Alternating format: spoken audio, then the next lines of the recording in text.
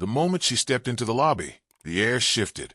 All eyes turned to her, but not in the way they should have. Not with respect, not with recognition. No, it was that familiar look, the one that said she didn't belong. Kaya Mitchell adjusted the strap of her leather briefcase, her heels clicking sharply against the polished floor. She didn't need to glance at the receptionist to know what was coming. She'd lived this moment too many times before. "Excuse me," the receptionist called out, her voice dripping with false politeness. "Deliveries go around back." Kaya stopped. She didn't turn immediately.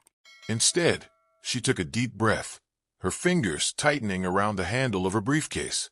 When she finally faced the receptionist, her expression was calm, but her eyes burned with a quiet intensity. "I'm not here for a delivery," she said, her voice steady, cutting through the room like a blade. The receptionist blinked, her smirk faltering. She glanced at Kaya's tailored suit, the sharp lines of her blazer, the confidence in her posture. "Oh, maintenance requests are handled online," she stammered, her tone now uncertain. Kaya tilted her head, her lips curling into a faint, humorless smile. "I'm here for the shareholders' meeting." The room seemed to hold its breath. A few employees nearby paused their conversations, their eyes darting between Kaya and the receptionist. The receptionist hesitated, her fingers hovering over the phone. "Let me just check on that," she said, her voice trembling slightly. Before she could dial, a man in a Skylink Airways blazer approached. He was mid-50s, with the kind of smile that tried too hard to be friendly. "Everything okay here?" he asked, his gaze flicking between Kaya and the receptionist. "She says she's here for the shareholders' meeting," the receptionist said, her voice barely above a whisper. The man turned to Kaya, his smile fading as he took her in. "And you are?"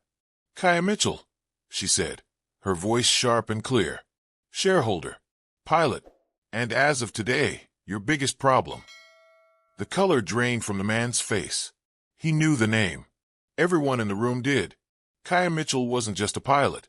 She wasn't just a shareholder. She was a force, one they had underestimated for far too long. The elevator ride to the 12th floor was silent, but Kaya could feel the weight of what was coming. She stepped into the executive wing, her presence immediately drawing attention. Heads turned, whispers followed, but she didn't falter.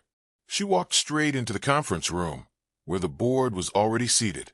Douglas Fairchild, Skylink COO, was mid-sentence when he saw her. He froze, his mouth hanging open for a split second before he recovered. "Ms. Mitchell," he said, forcing a smile. "We weren't expecting you." Kaya didn't wait for an invitation. She pulled out a chair and sat, placing her briefcase on the table with deliberate precision. "You should have been," she said, her voice calm but laced with steel. The room tensed. Douglas cleared his throat. "Well, your attendance wasn't confirmed. We assumed you were occupied." Kaya leaned forward, her eyes locking onto his. "When decisions are made that affect my investment, I make it my business to be here. And from what I've seen, you've been making a lot of decisions without me." Douglas shifted uncomfortably.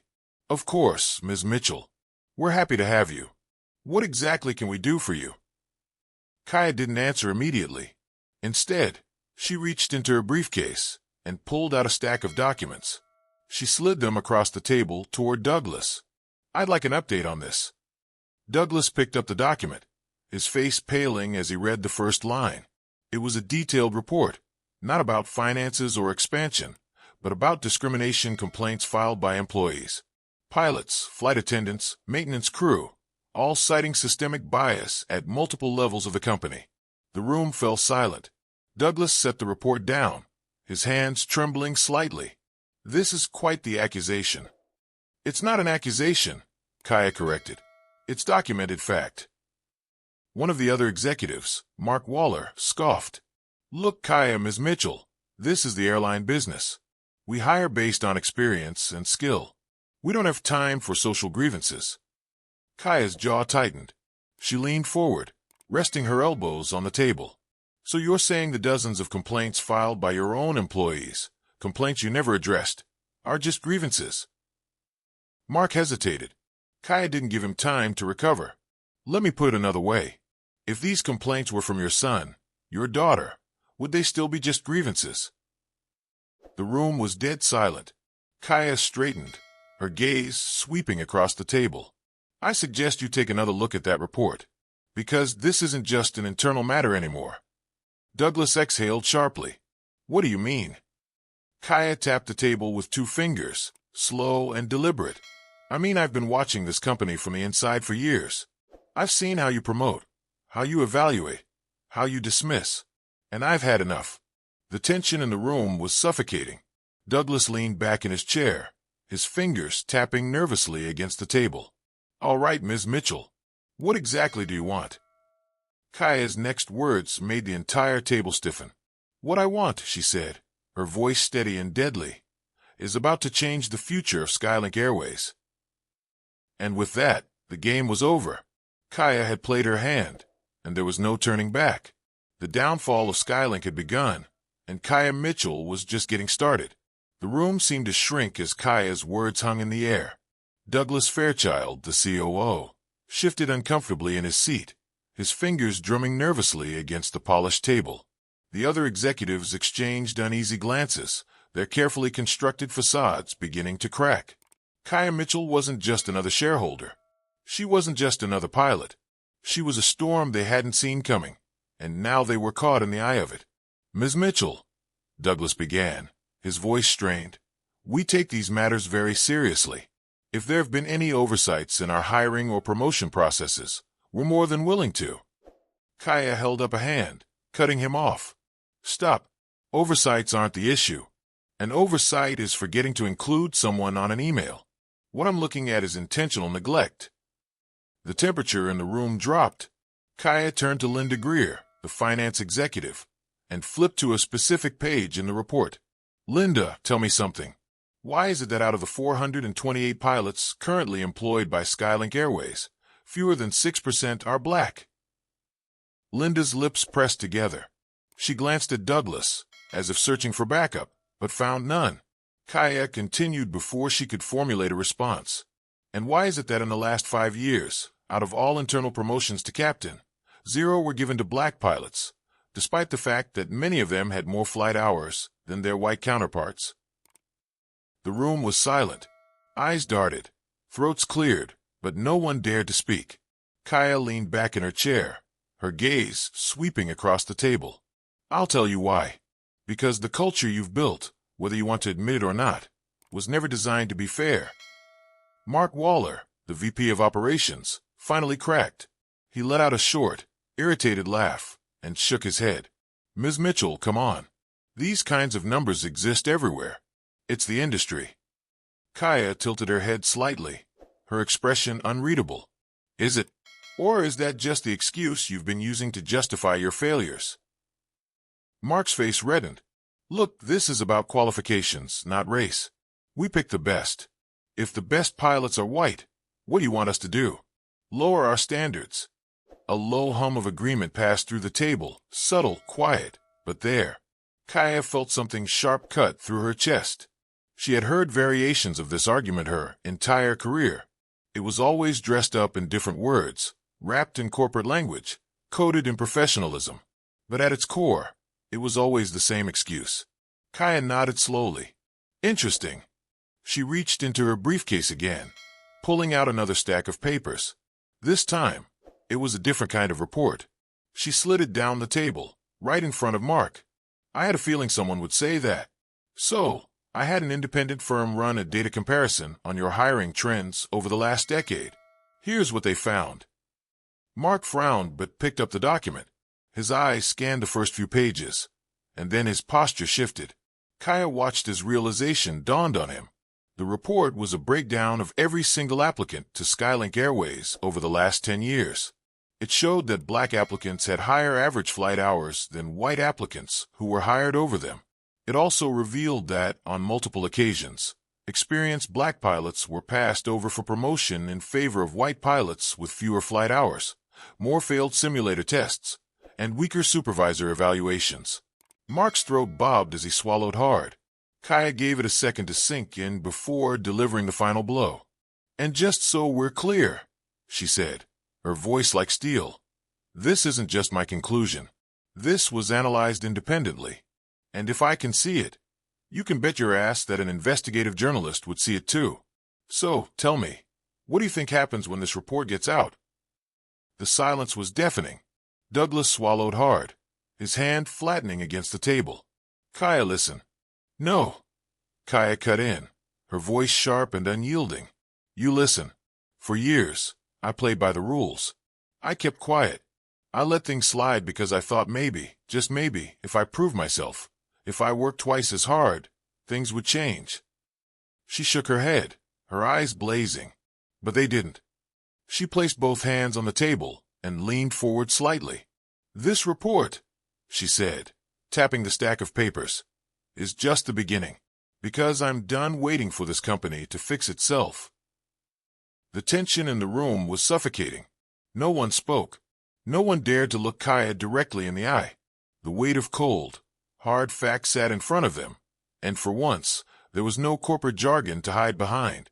Douglas exhaled sharply, his fingers twitching against the table. All right, Kaya, what do you want? Kaya didn't answer immediately. Instead, she let her eyes roam across the faces at the table. These people, executives who held real power, had spent their entire careers making decisions that impacted lives without ever having to look those lives in the eye. Now they had no choice. When Kaya finally spoke, her voice was calm but carried an edge that made everyone in the room sit up straighter. I'm pulling my shares. A single second passed, and then chaos erupted. Linda Greer, the finance executive, shot up from her seat. Kaya, wait. You can't just. I can. Kaya interrupted, her tone sharp and unwavering. And I will. You had your chance. I invested in this company because I believed in it. I put my money here because I thought we were building something better. She exhaled, shaking her head. But all we did was build a house on a rotten foundation. Douglas's jaw tightened. Let's not be rash, Kaya. There's still time to. Rash. Kaya's expression darkened. She tapped the stack of reports in front of her. Ignoring this for 10 years was rash. Treating pilots like me as disposable, despite our experience, was rash. Watching qualified professionals walk away because they were sick of proving themselves twice over was rash. She leaned forward, her eyes locking onto his. I'm not being rash. I'm being strategic. Douglas opened his mouth to protest, but Kaya wasn't done. I'm not just pulling my money. I'm taking this public. The air shifted. Everyone froze. Mark Waller, who had been silent for the last few minutes, visibly tensed. Kaya, let's talk about this. There's no need to bring in the media. Kaya arched a brow. Why not? You just said this isn't about race. You just said you hire the best. So what's the problem? No one had an answer for that. Kaya continued, her voice steady and unrelenting.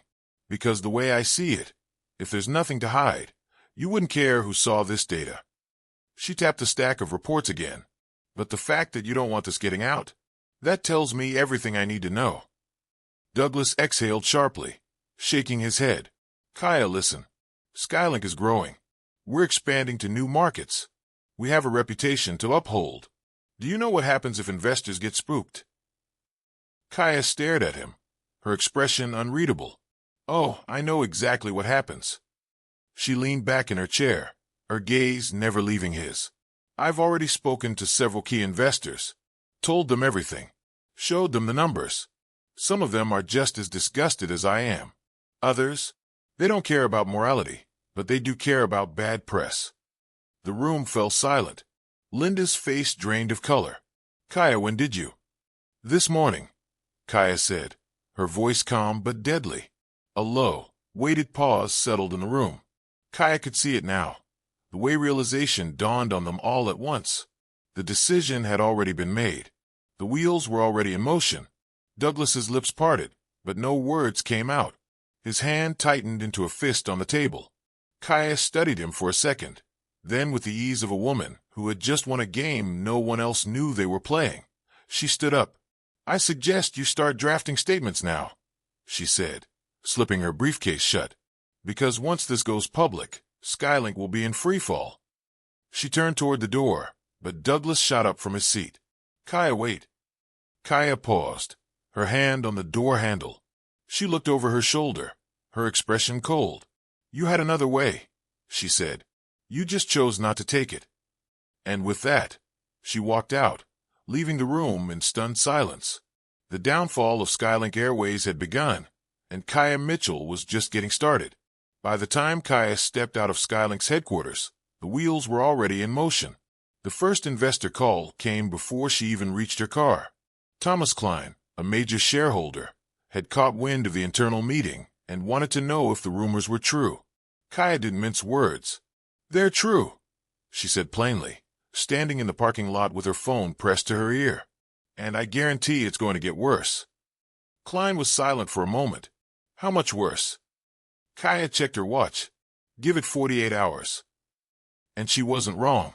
That night, a confidential leak hit multiple news outlets. An unnamed insider, though Kaya knew exactly who had tipped them off, had provided Bloomberg, Forbes, and CNN with the racial discrimination report from inside Skylink. The story was still developing, but the headlines spoke for themselves.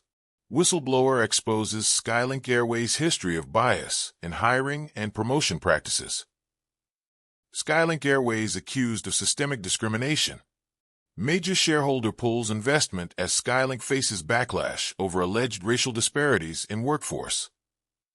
The stock market reacted immediately. By noon the next day, Skylink shares had dropped 14%, a hit no one in the company had seen coming. Panic set in. Executives scrambled to contain the fallout, but it was too late. The story was already viral, flooding social media with pilots, flight attendants, and airline workers sharing their own experiences with the company. Then came the lawsuits. By the end of the week, 3 former employees had filed discrimination claims against Skylink Airways, citing wrongful termination and career obstruction. Legal analysts were already predicting a class action suit. And Kaya was watching it all unfold exactly as she expected. The final blow to Skylink Airways came on a Monday morning. A court filing confirmed that a class action lawsuit had been approved, not just from former employees, but from passengers who claimed they had also faced discrimination while flying with the airline. Kaya sat at a cafe near Lambert International Airport, sipping her black coffee as her phone vibrated with another notification. The airline's stock had plummeted another 12% overnight. She had seen this kind of downfall before, but never so personally. A familiar voice pulled her from her thoughts. "I figured I'd find you here." Kaya looked up to see Lisa Beckett, an aviation journalist, who had been following the case from the start. Lisa set her bag down across from her and raised a brow. "You don't seem too surprised."